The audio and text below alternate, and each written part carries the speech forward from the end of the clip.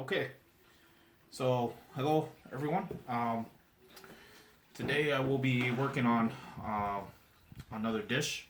I guess the last time I had some pretty good responses with the cooking of the salad. So today made a couple dishes as of lately where I did some shrimp. It's kind of a mixture of just the regular fried shrimp and the infamous Chinese dish, the Ginger Scallion lobster. However, instead of lobster, I'm just going to do the frying of the shrimp instead to go with. And here's some of the ingredients. What I've done already is I had some pretty large sized shrimp. I peeled them already. And I also deveined them. If you could take a look at the top, all the veins are taken out. Had to basically take a slit and then scoop out all the stuff that some people normally won't eat. So I've got roughly 2 pounds here. Today I'm doing a batch for the whole family again. I got 2 pounds here. So that got taken care of. I had to peel off the shell first of all. So it was cold. Soak them, and then so that they would soften up, and then eventually do all the work to it.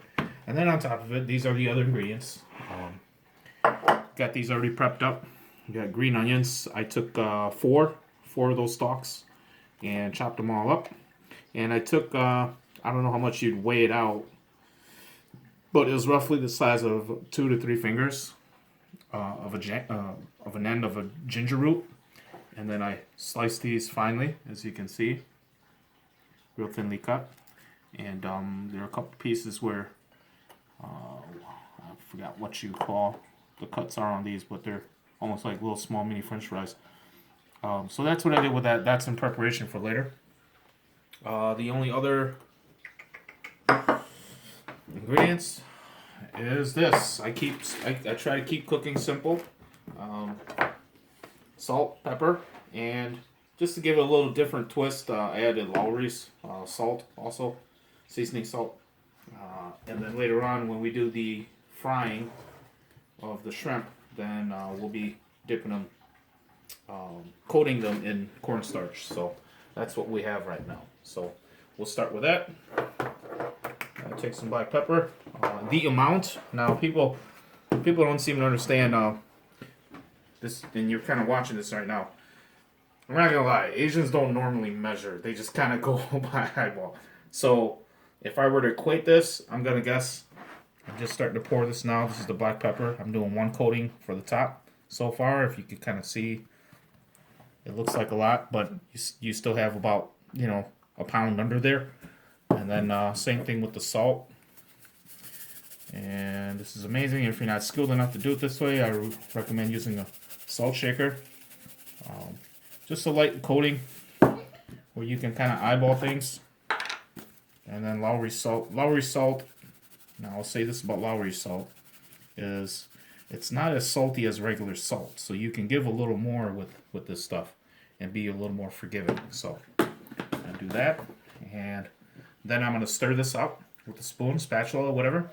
And then when I get the other pieces down under, I'm going to pour another layer and eventually stir that also. So season it to your liking. Some people don't like it too salty. Some people don't like it.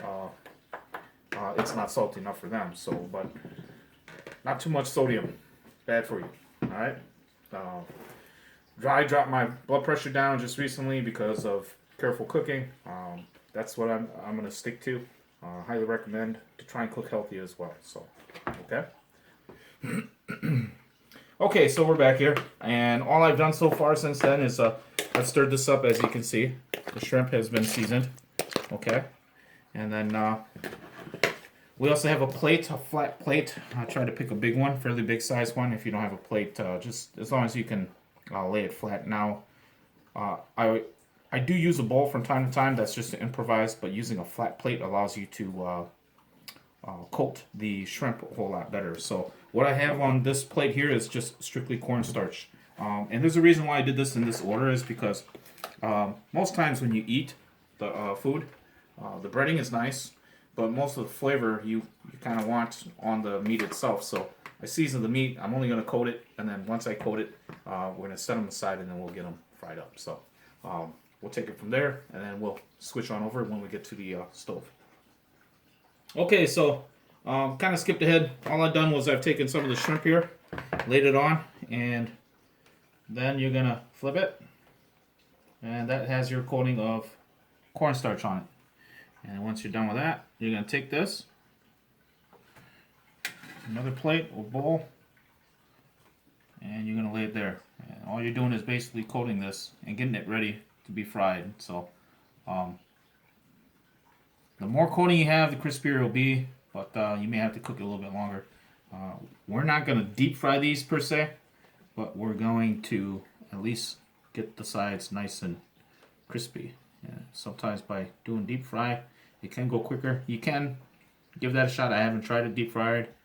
I don't have a deep fryer, but it is at least an option for some of you guys. So that's basically what I'm doing. So I'm going to do the rest of the bowl here, and then we'll take it to the stove.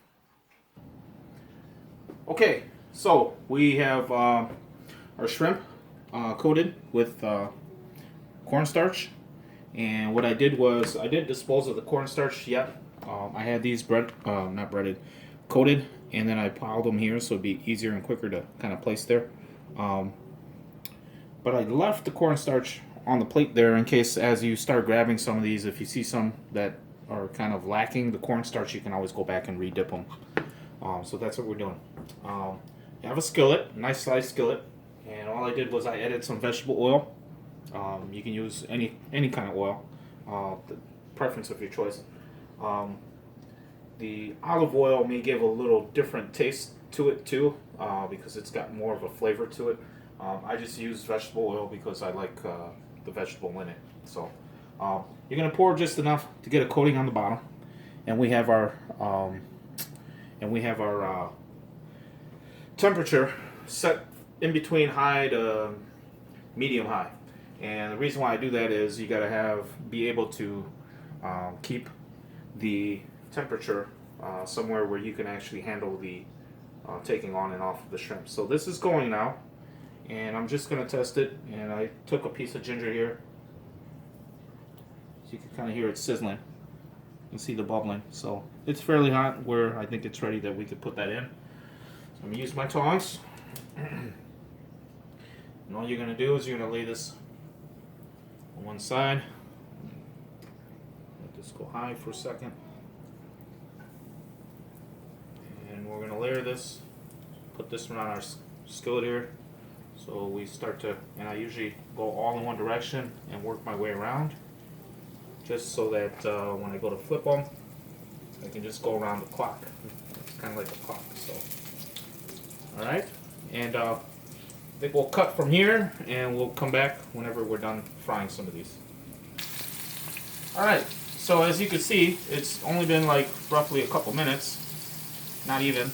Being that it's hot, second you put the shrimp all down in the skillet here, or the pan, the frying pan here, with the oil submerged.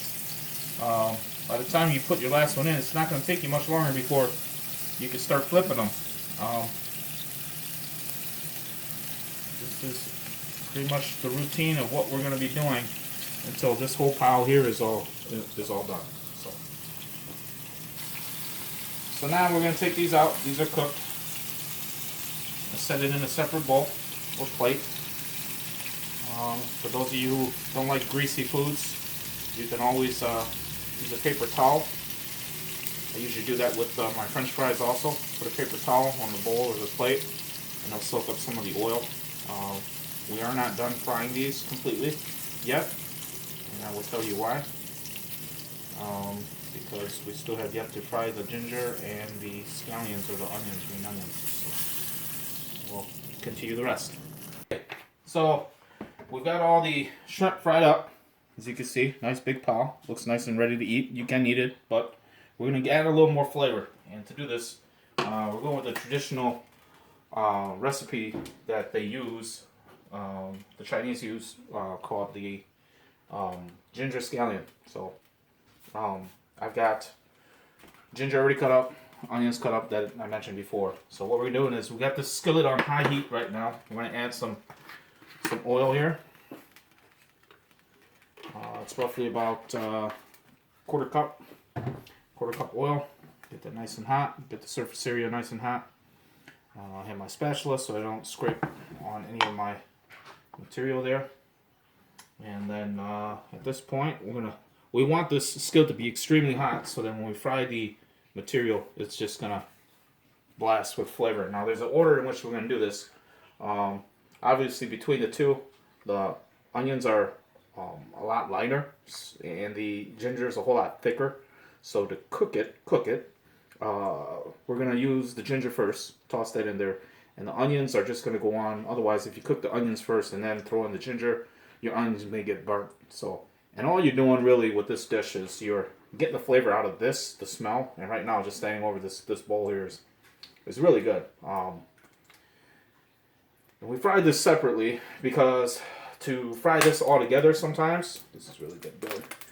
To fry this together sometimes it kind of the cornstarch and stuff kind of metals in with this. So I'm doing it separate. I like cooking it separate so that the texture's there. So this is hot, so I'm gonna get this going. And we're going to toss this in, careful for some splashes. And if you get a couple green onions in there, it's no big deal. And turn this in.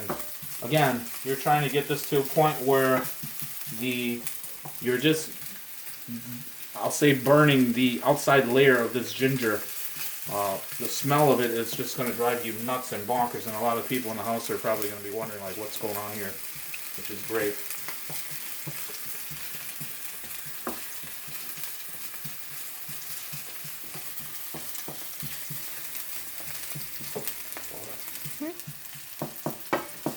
And alright, so we've got this on roughly a couple minutes so far, and it's starting to cook up. So now I'm going to add the flavor.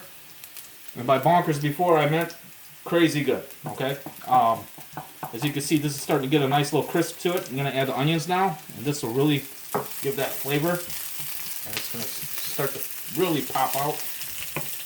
And all we're going to do is we're going to get these onions to the point where they're just not so harsh anymore. They soften up. I don't want them discolored. I kind of want that same green color on it. The oil will soak with it, which is great. You can already smell some of it. And at this point here, this is where I'm going to add in these. And the reason why I'm adding in the shrimp now is the flavor. The flavor from the ginger and the onions is what we're seeking for here. And as you can see, since we took the shrimp and fried them ahead of time, the texture, the cornstarch, from having them done that way, is maintaining itself a whole lot better. Now, if I had thrown the shrimp in right raw, with the seasoning and all, with the gingers and scallion, your cornstarch will meddle with the look and the texture of your whole dish. So you're not trying to cook this long at this point. You're pretty much done. Put this on this plate.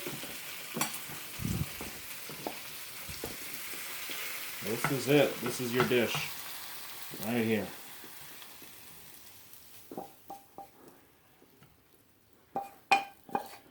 You get some nice color on it. I like keeping the